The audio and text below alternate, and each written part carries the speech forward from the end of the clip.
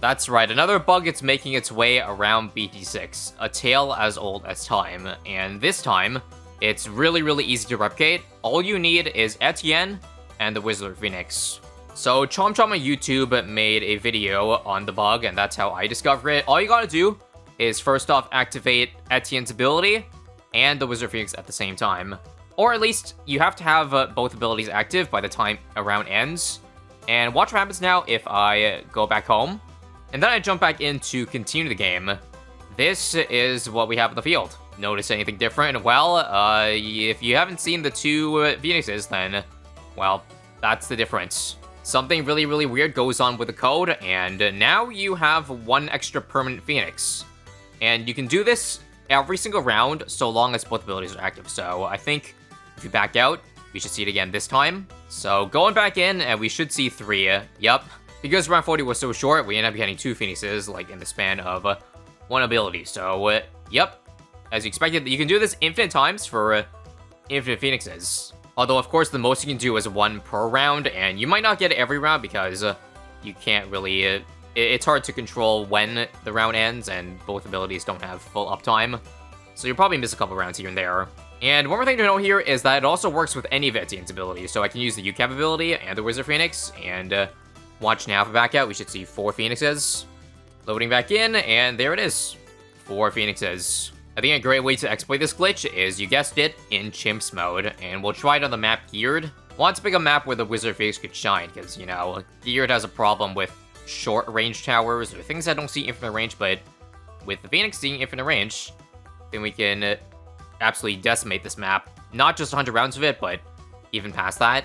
Unlike the sandbox test, you obviously won't be able to get both of those towers that you need to produce the glitch by round 40. Realistically, we're looking at, like, round 80. So, in the meantime, go ahead and see how I'm gonna get my way to affording it on your Chimps. In case you guys need help with this map, then, yeah, here's a quick little early game guide. Basically, you want to spam a bunch of snipers because they have full map range. Some micro with the snipers is required, though, so, for the most part, they should be in strong, unless the balloon's, like, nearing the exit, in which case, just switch it back to first. It looks kind of excessive, but yeah, we're gonna need 4 snipers here to build into, I guess, our early game defense, and that, I think I want to try to go for a Druid. 1-3-0 Druid. Jungle the Druid can help us survive the early game rounds for very cheap.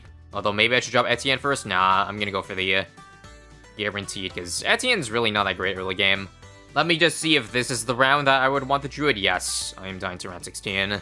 So put the Druid here so that by the time it exits on the right side of the map, I should have 0-3-0 by that point. Although, crap, not if round 19 has anything to say about that. Okay, I'm gonna need to change some snipers first. That's not good about chasing. Okay, we should be good, though, if I move everything, all snipers back to first there. Nice. And then, $3. And there it is. Cheapest thing for round 24 cam was probably the 0-0-2 Dart Monkey, and then after this round, we can drop Etienne finally. I wouldn't recommend this strategy for Black Border Room, by the way, because it's definitely kind of sketchy. For this round, I also kind of messed up, and Etienne is in a range that he actually cannot really solo the camo, so I have to add a little 0-0-2 here. So even though this is going to get redundant, because I'm going to get the UAV, so Global Camo Protection, I have to go for the camo crosspath on what's going to be the WLP. Which is fine, because I still, you know, want Pierce on the D-Breath attack. And this time, because we don't have to go for the Camo Village, since we already have Etienne, I'm just going to go for a single discount, which will pay itself off, because I plan to, I guess, complement the Wizard Phoenix, or at least the Phoenix mid-game, with, I guess, a Dark Knight. Dark Knight's really good in this map, because you can just Dark Shift, so it's active every single round. Saving to Dark Knight's actually going to be a little bit harder than I thought, now that I realize this, so I'm going to hope adding this extra mortar, which I guess I'm going to turn into artillery battery, will be okay. I think it's okay to be experimental with this run, so long as, you know, we still end up victorious this run, so, okay, so with round 40 coming in, what do? I can't afford artillery battery yet, right? Nope. So, you know what? Let me see if I might want to change my plans here. Can I afford this heli-pilot? 1, 2, yes, I can. Okay, forget the Dark Knight. We're gonna try a combo of artillery battery and Comanche. So 2 very strong mid-game towers. I would be very sad if this doesn't end up allowing me to save for Wizard Phoenix, especially because I'll have 2 other abilities due in the UCAV and the Phoenix ability to save up to then as well. So do we really start saving up for the WLP right now at round 57? Because we have everything that I think I need. 104 Comanche, ideally a 4204, if I can just, you know, micro well. I guess I could also add an out buff if I struggle to any round between then, but hopefully not. I think this right now puts us on pace for about round 80. And with so many abilities available, we'd have to be trolling to fail a round. Last 10 rounds so far have been a breeze. We'll use a UCAF for end of 75 so that we beat 76 first try. Easy. And then a Phoenix here to beat all the 5 BFBs on 77. Easy. And then Artillery Battery for the start wave 78. Are you guys keeping up? This might be a little bit fast-paced for ya. 79. We'll also just Artillery Battery our way through this with Phoenix off cooldown and then UCAV after Phoenix is off. And no, it turns out we'll probably afford this on round 81, 82. That kinda sucks. Hopefully, I'm okay against Super Ceramics. I'll probably just Artillery Battery this round. And then hopefully it comes back up by the time I need it around 81. Let's try to prep the bug for this round, though. So I guess it doesn't really matter when I use the Wizard Phoenix, because it does so much damage that we'll definitely beat the round before the Wizard Phoenix times out. So come on, quickly. There we go. And let's go back. And upon loading back in, we should see 2 Perma Phoenixes. Yes. Beautiful. And then we just rinse and repeat, everybody. So this round 2, Wizard Phoenix already back up. It's nice that, because the UCAV ability has a long cooldown than the Wizard Phoenix, that it works like for either of Etienne's abilities, so I can just toggle between both of them. So, and 83, please. Perfect. And then now let's jump back in for 3 Perma Phoenixes. And then it should get easier and easier. Like, beating the rounds, that is, the more Phoenixes we have. Like, they obviously are much, much weaker than the Wizard Phoenix, but it really should add up, especially if we end up buffing them as well with the insane amount of cash we're gonna get. So again, let's back out after this round for 4. And I'm not gonna show you, I guess, every single Phoenix I add at this point on, because it's gonna get wild. I messed up with my ability timing a little bit in the last, like, 5 rounds or so that's why I've only gone up to now 6 Phoenixes as of round 92. Wouldn't it be funny if we didn't have to spend money the rest of the game and we could just beat, like, Gear Chimps with just this Perma Phoenix spam? I think I will go ahead and use UCAV and WP to make it 7 after 92. This is how 7 Phoenixes do against round 95. Oh, actually, crap, I need help here. DDTs are the biggest culprit. It's the one thing stopping me from victory here. Hopefully this A battery can hold me through. I bet not being able to get off a couple of those Phoenixes, like in the late 80s and 90s, is what's costing me right now. Because my Wizard Phoenix spawns on the left side of the track, so it doesn't really help for them exiting. Here's what I'll do then. I was gonna get it anyways, like for past round 100, but Glue Storm for +2 damage. It's not the best energy ever paired with the Summoned Phoenix, but it should be hopefully good enough. And now here are 8 bugged Phoenixes versus round 98 here. Well, I'm definitely gonna use Wizard Phoenix to clean all this up. Let me just wait again for the lowest amount of HP possible, like this. And that should hold me to 99 as well.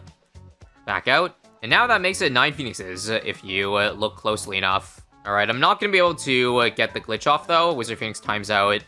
Oh, no, I did get it, wow. I thought I activated too early for round 98, but nah, just in time. Alright.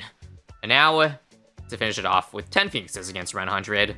How quickly will a bad fall? Well, it's actually making good progress off the map. Well, let's quickly get the WP then. And the drone to finish it off. And there it is. So how much further can we take it? Definitely good amount, so I'm definitely gonna glitch this round too for 11. We got so much money to spend, so let me just keep getting stuff that will buff the Phoenixes. So for example, Called Arms. With the Phoenix being labeled a sub-tower, stuff like Overclock and Outbuff won't affect it, for those who don't know. So that's why we gotta add that. And I also added a main mob because DDTs are really freaking annoying, and I hate them. I may have lost count exactly, but I'm pretty sure we are currently at 20 bugged Phoenixes and counting. Although I feel like I want to stop soon because backing out of the game after literally every single round is getting a little bit annoying at this point. I'm going to keep it real. So maybe just a couple more rounds of this, and then we will stop. This round, I will Finally use the Homeland. Oh my god, yeah, look at that Homeland putting in work. This is why Homeland defense is cracked. There's also the issue between, like, if you back out rounds, that the Homeland disappears. That's why we're dying to around 112, even though we have 21 Phoenixes. Kind of crazy that 21 of these guys aren't enough, so again, that's why we should be very careful about backing out, which is why I want to stop abusing the bug at some point. And now this is 24 Phoenixes against 3 Bads for 119. I think I'll do one more to stop at a nice 25. They're actually kind of struggling against the first Bad here. Yikes, not good luck, not good luck. But we will have Homeland up soon so that we can burst this down. Let's do it now. UCAV, WLP.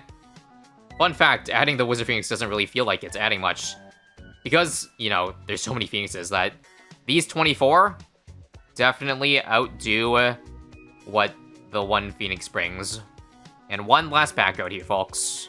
This is 25 Phoenixes, and we'll stop here and see, I don't know. Let's try to make it to at least around 140. I think that would be fun, and I think we'll just keep on going with the max buffs. So, I think we need one more Call to Arms to make it, like, purely full uptime on villages. And then after this, I don't know, money for crew mode would be nice, so that we get plus damage on all the Phoenixes. I know I probably say this a lot about bugs, but this one is just mega satisfying because it works on Phoenixes. And I bet it'd be even more satisfying if we did end up glitching more so that we end up making a pure ring, because we're still missing a little bit of... I can definitely see a couple gaps between these Phoenixes here. Also, crap.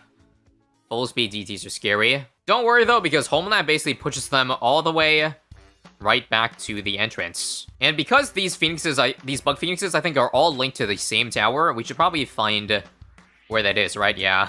Just to see how much DPS we're doing. Let's try to slow down. Maybe wait for a bunch of balloons and then activate Homeland. We are getting like...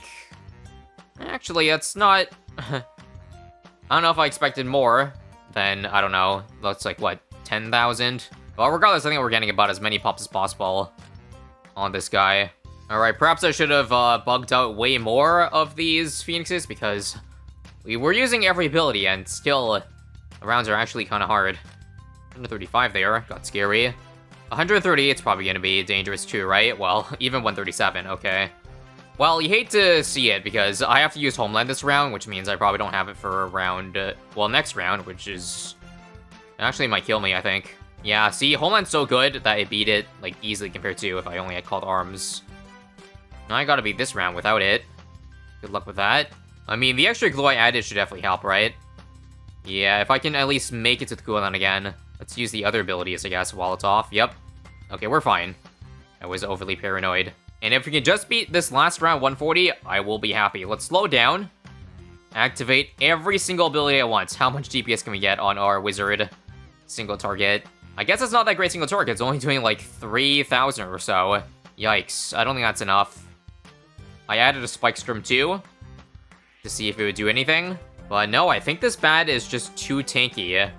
I guess Phoenixes aren't really known for the single target damage, so it's understandable that even when they're glitched, they are just, well, not going to put a dent. It actually did pop it. I guess if it's that close, we gotta at least try, right? So I added an extra Spike Storm, and then used Homeland later so that we could have it for DDT spawning, and that should save me, right? Anytime now. Yep, it popped. Blue Storm.